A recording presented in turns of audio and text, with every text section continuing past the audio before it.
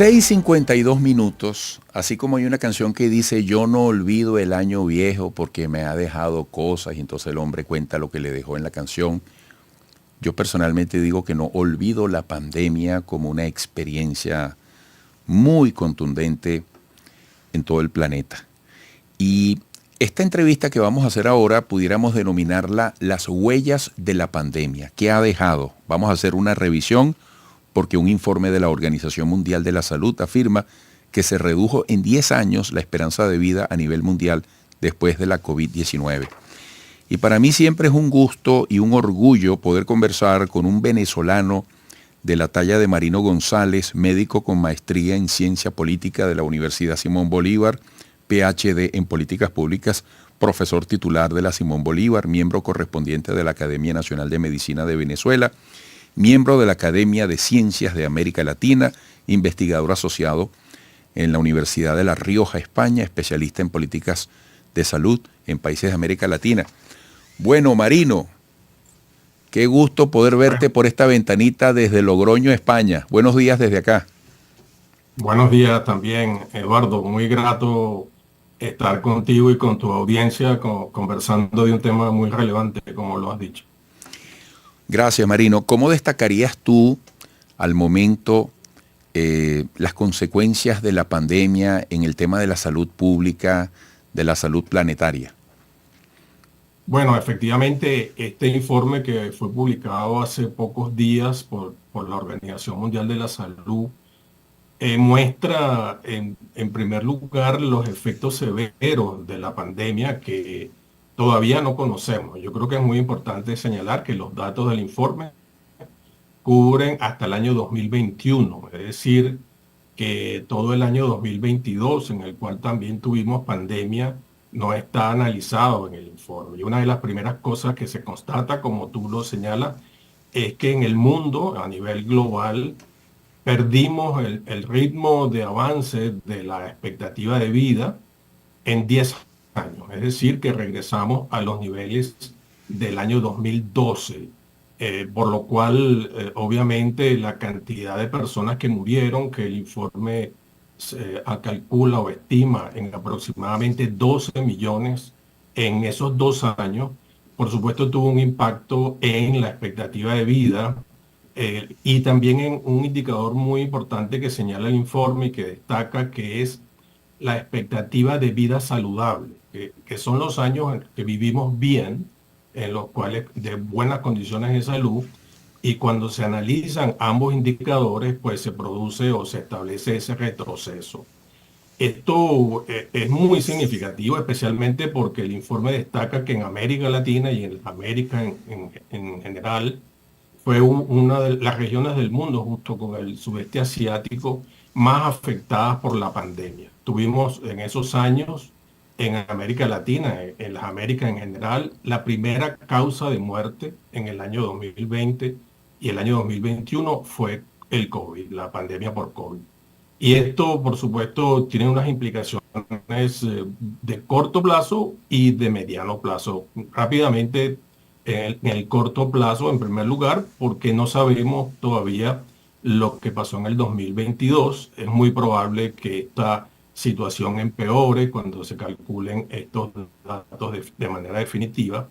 Y en segundo lugar, algo muy importante, especialmente para nuestros países, y es el hecho de que las enfermedades infecciosas empezaron entonces a aumentaron su proporción con respecto al total de muertes, hasta el punto que en el año 2021 el 28% de las muertes se produjeron por causas relacionadas con enfermedades infecciosas, cuando en el año 2005 ya estaban en 18%. Eso significa que hay una carga entonces para los sistemas de salud, especialmente en América Latina, que, como recordaremos, tuvo una respuesta muy difícil, muy problemática con respecto a la pandemia, a diferencia de otras zonas del mundo.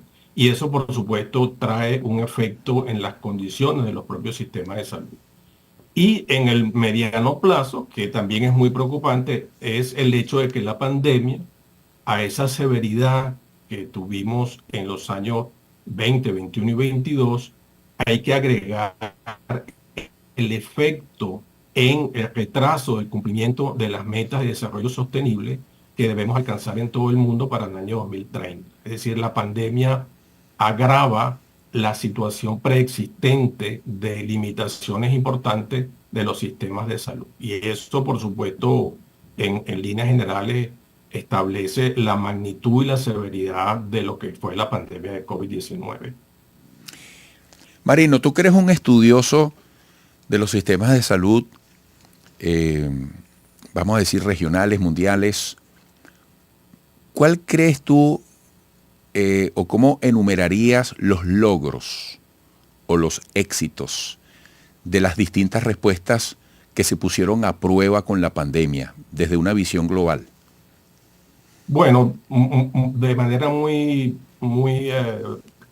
se puede establecer un claro límite entre los países orientados a las políticas de salud de manera inclusiva, sobre todo los países europeos, occidentales y algunos otros países con sistemas de financiamiento de la salud de cobertura universal.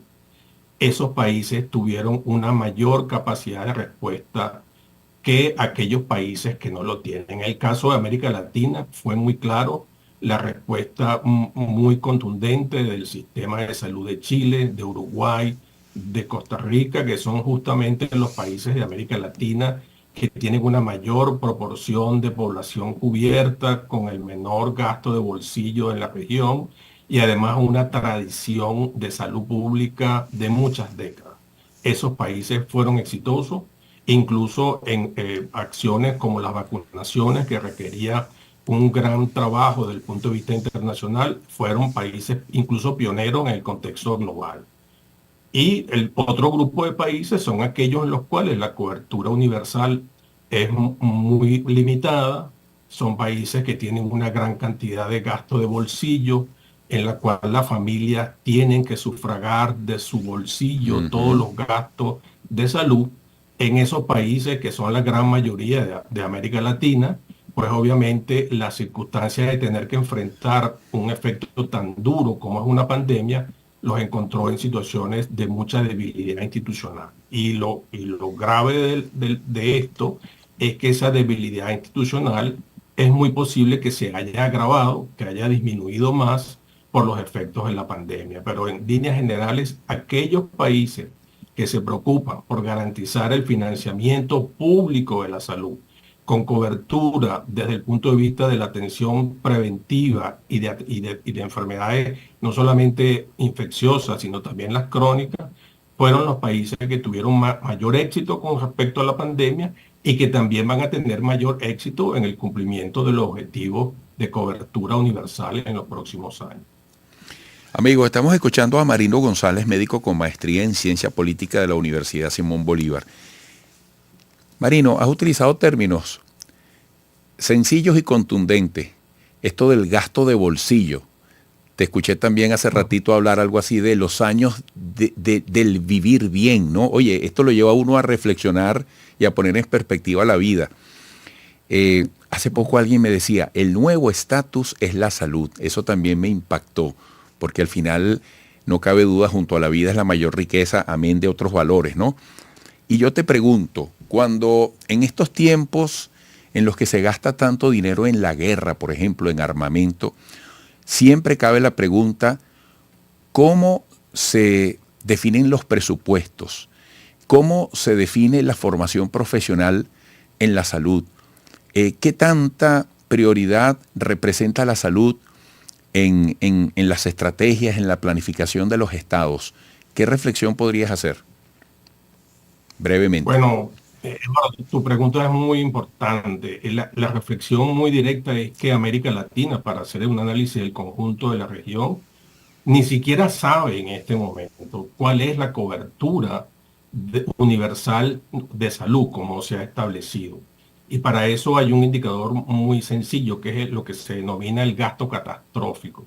Gasto catastrófico de manera muy sencilla es si una familia tiene que gastar al mes más del 10% de su ingreso, del ingreso de todos los miembros de la familia, en salud por medicamentos, por terapia.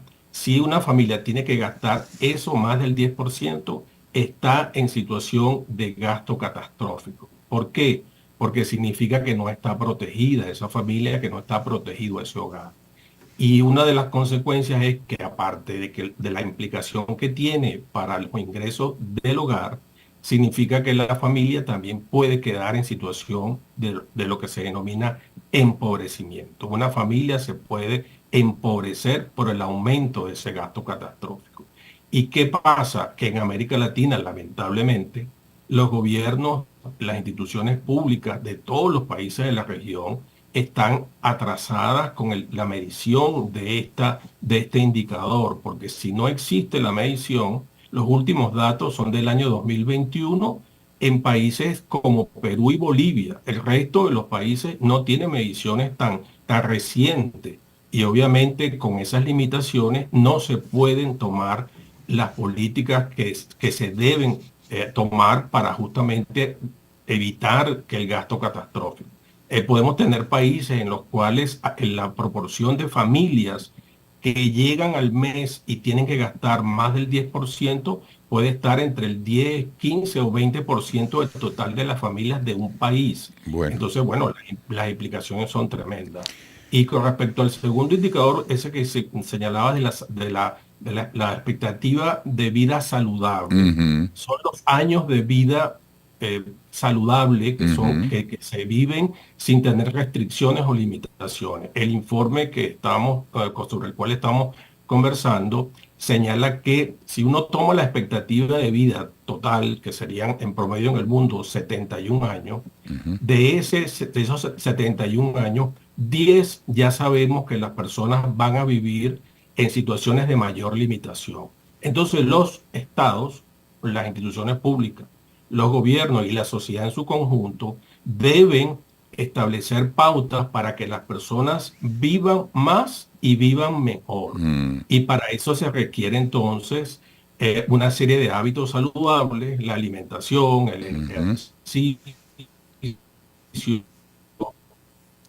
el estar de vida saludable, y eso por supuesto va a prolongar la vida, pero también la va a prolongar en mejores condiciones. Lamentablemente, como en el caso anterior, las políticas preventivas para favorecer esas prácticas saludables no están tan desarrolladas en el conjunto del mundo, pero particularmente en nuestra región hay mucho por hacer sobre esos aspectos.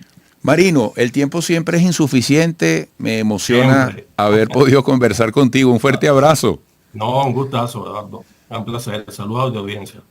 Hasta pronto. Marino González, médico con maestría en Ciencia Política de la Universidad Simón Bolívar, PhD en Políticas Públicas, profesor titular de la UCB. Por falta de tiempo, no voy con todo el currículum. Nos ha atendido desde Logroño, España. Volveremos.